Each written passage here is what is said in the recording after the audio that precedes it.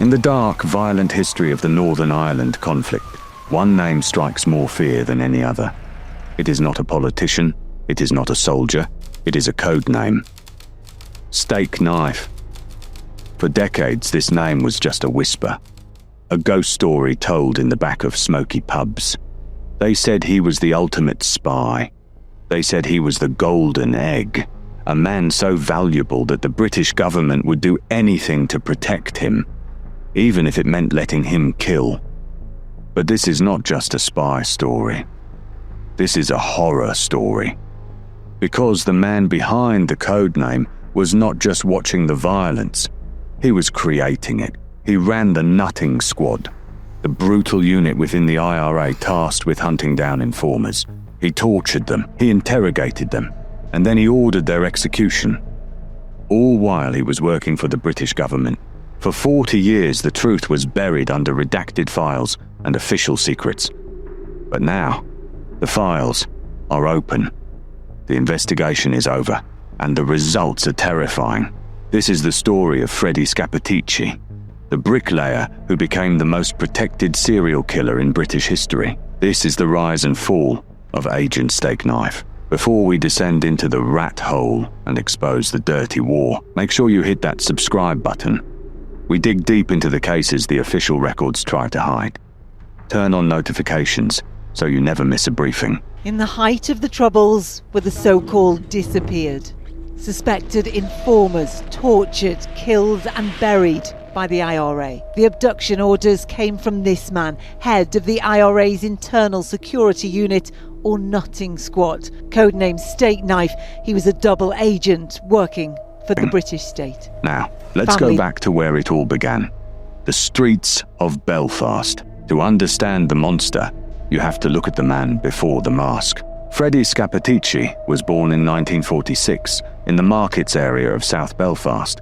He was the son of an Italian immigrant who drove an ice cream van. But Freddy did not inherit his father's sweet trade. He inherited the hard streets. He grew up fighting. He was a small, stocky kid with a temper that could clear a room. He loved football and he loved boxing. He was good with his fists, and in Belfast in the 1960s, that was a currency more valuable than money.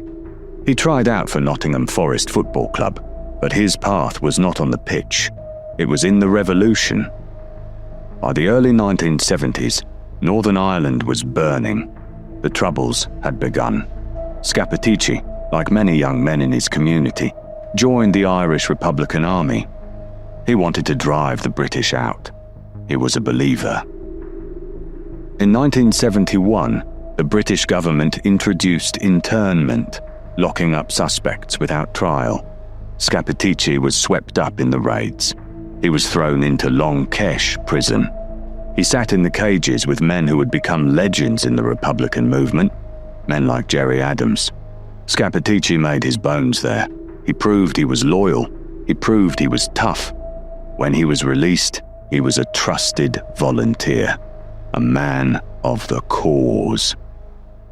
But something happened in 1978 that changed everything, and it had nothing to do with politics. It was personal. One night, Scappaticci got into an argument with a senior IRA commander. The story goes that it was over something trivial. Maybe money.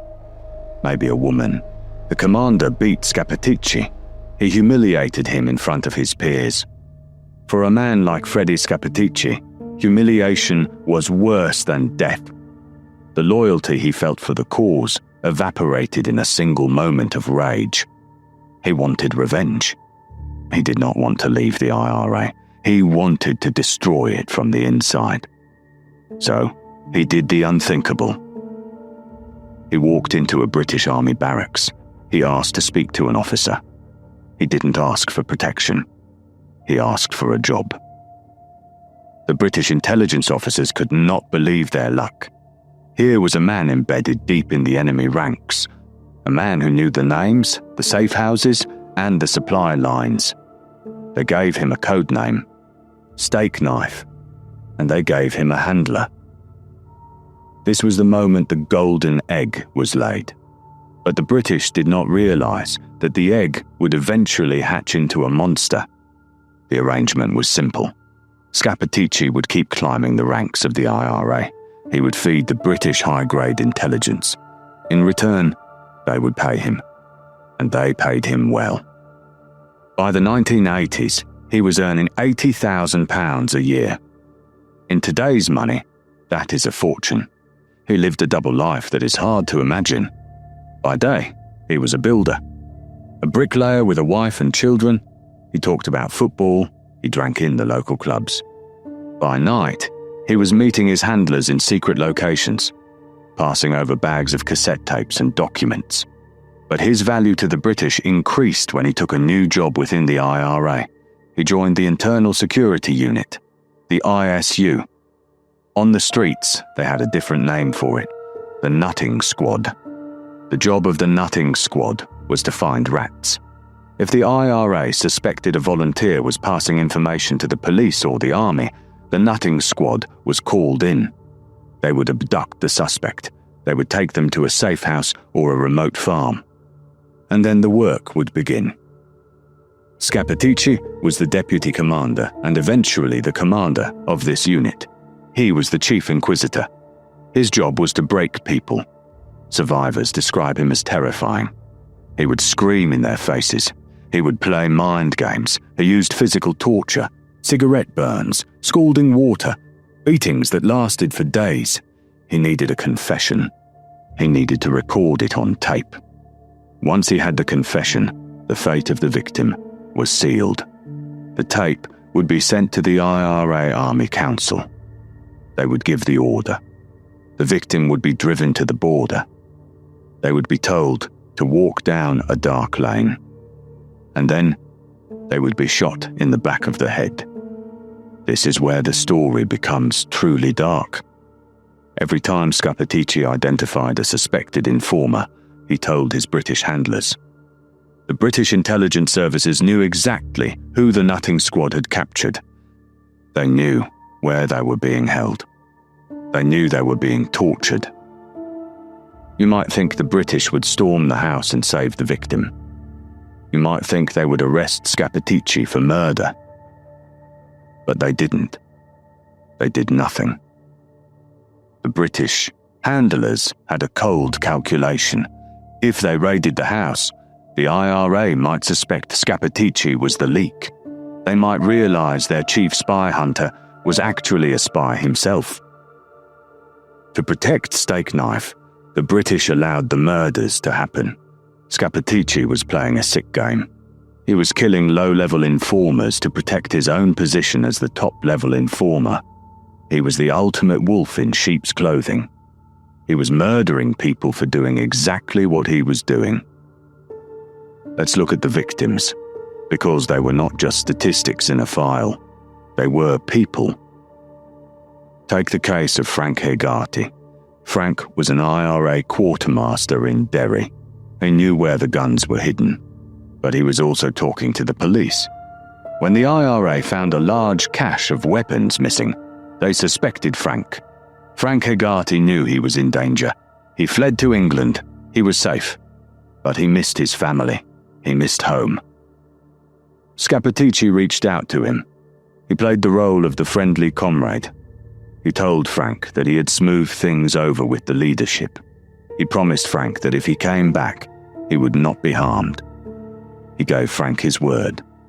Frank Hegarty believed him. He flew back to Ireland. He went to a meeting with Scappaticci. He was never seen alive again. Scappaticci interrogated him. He tortured him. He recorded his confession. And then Frank Hegarty was found with a bullet in his head on a border road. The British handlers knew Frank was coming back. They knew he was walking into a trap. But they let it happen. Frank Hegarty was a sacrifice to keep Stakeknife safe. Then there was Caroline Morland, a 34-year-old mother of 3. The IRA suspected her of being a minor informant. Scappaticci's squad snatched her. They held her for 10 days. Imagine the terror of those 10 days, knowing you might never see your children again. Scappaticci got his confession, and Caroline Morland was executed. These were the crimes the British state paid for. For years, the justification was always the same. They said Stakeknife was saving lives. They said his intelligence stopped massive bombings. They said he saved hundreds of soldiers and civilians. They called it the greater good. But was it true? Or was it a lie told to cover up a license to kill? As the 1980s turned into the 1990s, Scappaticci became untouchable. He walked around Belfast like a king. He knew the police couldn't touch him. He knew the army couldn't touch him. He had a direct line to the highest levels of British intelligence. He was handled by a secret military unit called the Force Research Unit, or FRU. But recent reports have revealed that MI5, the Domestic Security Service, was also deeply involved. They had officers sitting in the rat hole. The rat hole was the nickname for the secure office where Stakeknife's intelligence was processed. It was a room filled with smoke and secrets. In that room, officers listened to the tapes Scappaticci made. They listened to the screams of his victims, and they filed the reports. But secrets are hard to keep forever. In 1987, the British protection of Stakeknife reached a new low. Loyalists, the enemies of the IRA, were planning a hit. They had identified a senior IRA target. They were going to kill him. That target was Freddie Scappaticci. British intelligence found out about the plot. They had a problem. If Scappaticci died, they lost their golden egg. But they couldn't just arrest the loyalists without revealing their source. So, they came up with a different plan, a plan that is almost too evil to believe. It is alleged that British agents diverted the loyalists. They steered the hit squad away from Scappaticci and toward a different target, a softer target. Francisco Notarantonio was a pensioner. He had been involved with republicanism years ago, but he was retired. He was not a player. He was an old man living a quiet life. But on a quiet morning, the loyalist hit squad kicked down his door and shot him dead in his bedroom. Francisco Notarantonio died so Freddie Scappaticci could live. The British state had not just allowed a murder, they had effectively selected the victim. The war eventually ended. The Good Friday Agreement was signed in 1998. The guns went silent. But Scappaticci was still there. He was still in the shadows. He thought he had survived. He thought he would take his money and his secrets to the grave. But in 2003, the phone rang. A former intelligence handler, a man using the alias Martin Ingram, had decided to blow the whistle. He went to the press. He told them about the golden egg. He told them about the murders. And he gave them the name. The newspapers ran the headline, "The Spy at the Heart of the IRA." Panic set in. Not just for Scappaticci, but for the British government. If this was true, it meant the state was complicit in dozens of murders. Scappaticci did something incredibly bold. He didn't run. Not yet. He contacted a solicitor. He called a press conference in Belfast. Picture the scene. The cameras are flashing, the microphones are ready, and there sits Freddie Scappaticci. Were you at any stage a member of the IRA and involved in the Republican movement? I was involved in the Republican movement 13 years ago, but I have no involvement this past 13 years. And what about the allegations? Sorry. That's just finished. That's just finished. You got three. Right. Okay, I think we're done. Just one thing, I would like turn the camera off. Yeah, sure. Yes. And then we'll distribute it from there. Turn the camera off. He looks calm. He looks like a normal grandfather. He looks into the camera and lies. He says, "I am not Stakeknife. I have never been an informer. I am being set up." He played the part of the victim perfectly. He even threatened to sue the newspapers. For a moment, people were confused. Could the press have it wrong? But the British intelligence services knew the truth. They knew the IRA would investigate. and they knew the IRA would figure it out. Scappaticci's life in Belfast was over. A few days later, he disappeared. The British security services extracted him. They whisked him away to England. They gave him a new identity.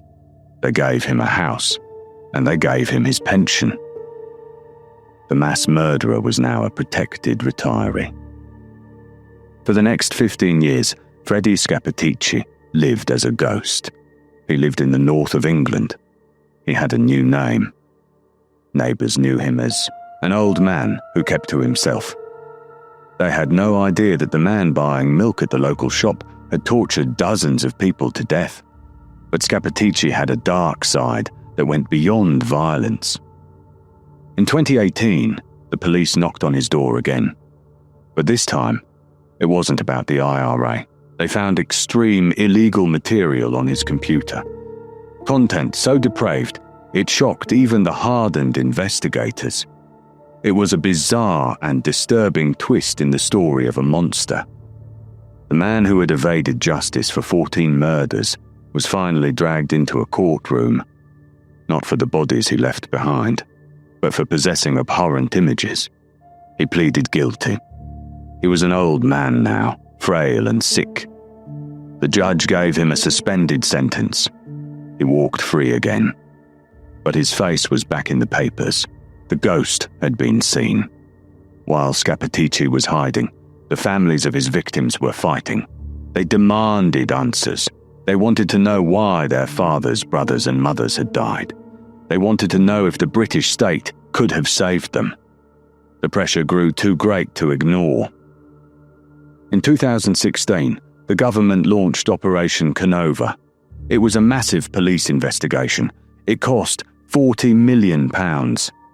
It was led by a former police chief named John Boucher. The goal was simple: find the truth about Stakeknife. The investigation lasted 7 years. They interviewed hundreds of witnesses. They dug through thousands of files.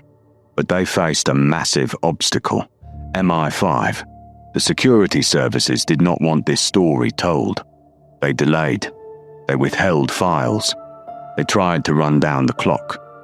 They were protecting their reputation. They were protecting the rat hole. But the investigators kept digging. And what they found destroyed the myth of the golden egg. In April 2023, the news broke. Freddie Scappaticci was dead. He died of natural causes at the age of 77. He was buried in secret. There were no mourners, no eulogies, just silence. He died without ever spending a single day in prison for murder. He took his secrets to the grave. But the Kenova report, released finally in 2024 and updated with damning details in late 2025, spoke for him. And the verdict was devastating. Remember the claim that Stakeknife saved hundreds of lives? The investigation found that was a lie. The report concluded that the number of lives Scappaticci saved was likely in the high single figures. Maybe 5 or 6 people. But the number of people who died because of him, that number was much higher.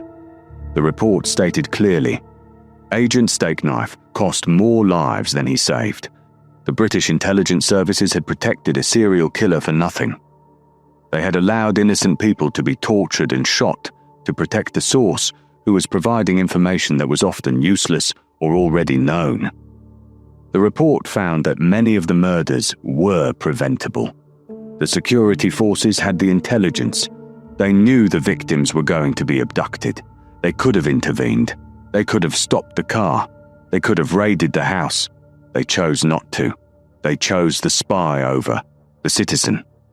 The report listed the crimes: murders, abductions, torture, and it placed the blame squarely on the shoulders of the British state. It wasn't just a rogue operation. It was a system that decided some lives were expendable. So, where is the justice? Freddie Scappaticci is dead. He will never stand trial. But what about the handlers? What about the men in the rat hole who listened to the tapes? What about the officers who authorized the payments? The prosecutors looked at the files. They looked at the evidence gathered by Operation Kenova, and they made a decision. Insufficient evidence. They said that too much time had passed. They said the records were incomplete. They said they could not prove beyond a reasonable doubt who gave the orders. No soldiers will be charged. No intelligence officers will go to prison. The case is closed. The families of Frank Hagati, Caroline Morland, Francisco Notarantonio, and all the others are left with nothing but a report. A document that says, yes, we let your loved one die. But no one is paying the price.